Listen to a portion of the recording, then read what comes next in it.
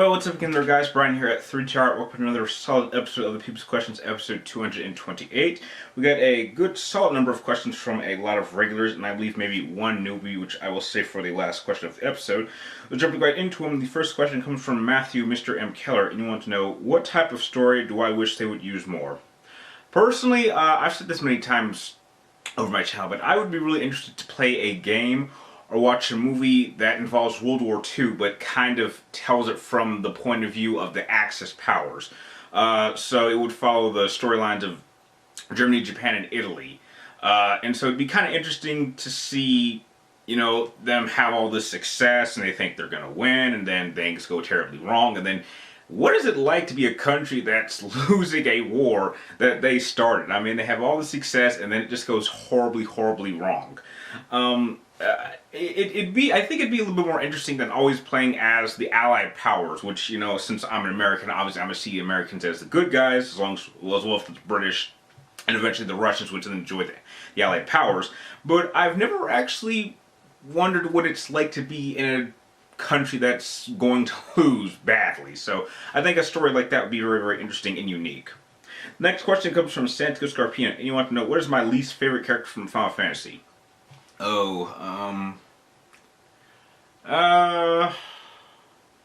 Least favorite character. I guess the character I dislike the most because he causes one of the most embarrassing moments in Final Fantasy history, probably have to be that pimp from Final Fantasy VII, the one that's kind of like in the first disc, that requires you to have the Cloud go cross-dressing and to seduce this guy, which they have to take that crap out of the remake because that is unnecessary. A lot of fans say that they need to keep it in. They need to keep it out. There is no need. They say that, oh, you need a moment like that, just because everything doesn't need to be too serious. There are plenty of funny moments throughout Final Fantasy VII. I'm sure we can do without that one. And because that part is in there and that pimp is in there that we gotta seduce his ass, he is the worst character in Final Fantasy, to me at least. The next question comes from Dylan McLaughlin, and you want to know, if there was a Mount Rushmore of video game characters, what four would I choose? Well, my list is going to sound pretty generic because this really isn't my Mount Rushmore, but I think it's just what it should be nowadays. And you really just got to use the faces of each popular gaming company. So you would obviously have Master Chief for Microsoft, you would have Mario for Nintendo, and for Sony we have the fortunate of having two real faces of PlayStation, that being Kratos and Nathan Drake. So there's your four. Your next question comes from JDS4696 and Mido, welcome back, and you both want to know, am I going to watch the Ultimate Edition of Batman vs. Superman Dawn of Justice? No, I have no interest in watching that, simply because I find it highly unlikely that my opinion of the movie is going to change because of 30 extra minutes. There were so many problems with that movie that made it a not very good movie. Why would I want to watch an extra 30 minutes? Now compare that to something like Watchmen, which was also directed by Zack Snyder, which he handled really, really well. And that on its own, the theatrical cut was already a great film. And so I would like to see more of it. Batman vs. Superman was not a great movie for a lot of reasons. And anything that wasn't involving Batman just was handled terribly. So I doubt adding a little bit of scene here is going to change my opinion. So no, I have no intention on seeing the Ultimate Edition. I've seen Batman vs. Superman only once in theaters. I have no intention on ever watching that movie ever again. I'm already not even excited for the Justice League movie, and unless Suicide Squad does something truly incredible, I might not even be interested in this DC Cinematic Universe and just hope it gets rebooted in a couple years. Next question comes from Maria Perez, and you want to know, what do you think the main enemy in Resident Evil 7 is going to be? Zombies, parasites, or a new type of enemy? I have no idea, but if the rumors are true that what we saw from that really stupid demo is going to be the actual gameplay of Resident Evil 7, I have no intentions on playing this game. Don't get me wrong, Resident Evil 5 and 6 had their problems of them being a little bit too action-focused, but at least they were functional and enjoyable games, at least to me, since I'm a big action fan. I'm not a big fan of the original Resident Evil games just because of their controls, so the fact that they want to do this whole VR stuff for Resident Evil 7, I'm not interested. Chances are they'll probably stick with something simple and very familiar to old school fans, so chances are they'll probably just stick with zombies. But heck, I'm a little bit past those guys. The next question comes from Ms. K. Garrett, and your question was definitely the most interesting to think about. And you want my thoughts on, do I think Mace Windu will come back to Star Wars? Yeah, for those of you that don't know, Samuel Jackson stated that there is a very high possibility that his character, Mace Windu, did not actually die in Episode 3, Revenge of the Sith. Chances are, do I see him coming back in a future film? No. Between the time of his supposed death and where we're at with these new set of Star Wars movies, he would have died of natural causes anyway. Can I see him coming back in Rebels? That is very, very possible.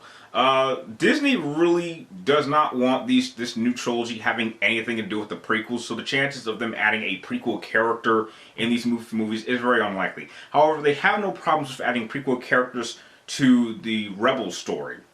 So if Mace Windu did somehow survive, most likely we'll see him come in Rebels, but I doubt we'll see Samuel Jackson actually play him in another movie, unless they decide to do the Obi-Wan Kenobi movie that takes place in between episodes 3 and 4, which, you know, might be kind of sketchy, but that would be the best chance of him actually coming back in a future live-action film. But I find it highly unlikely he'll come back.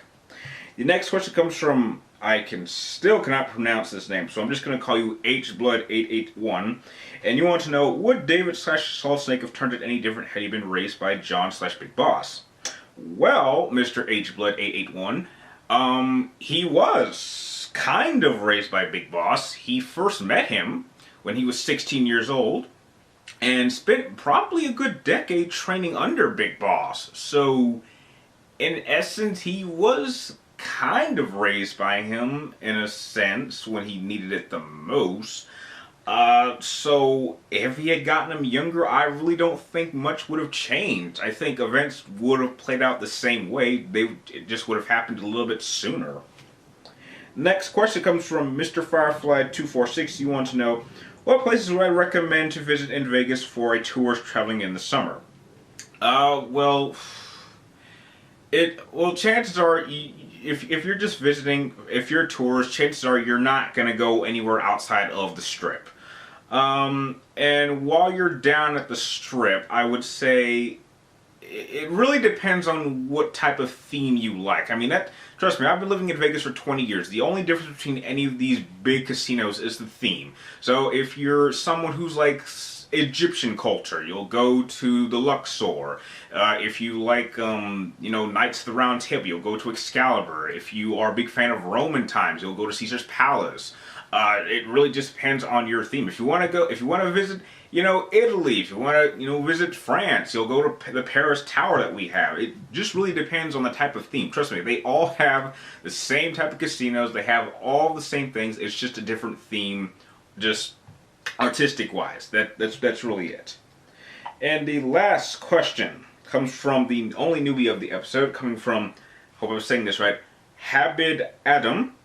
And you want to know, what game would I rather want to see Dante show up as a DLC character in? Mortal Kombat or Street Fighter? Well,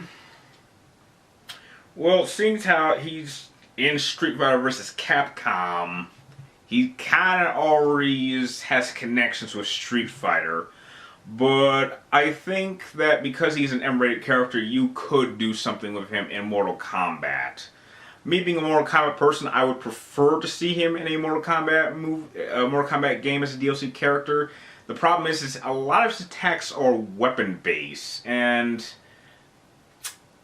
that might be an even issue, because I think the fact that he's so weapon-focused might make him a little bit overpowered. I mean, don't get me wrong, Kratos used a lot of weapons in Mortal Kombat 9, but he was still very much an up-close physical type of character, and I don't think that Dante quite fits that category. So if anything, I think he would fit better in something like Street Fighter, but that's just me.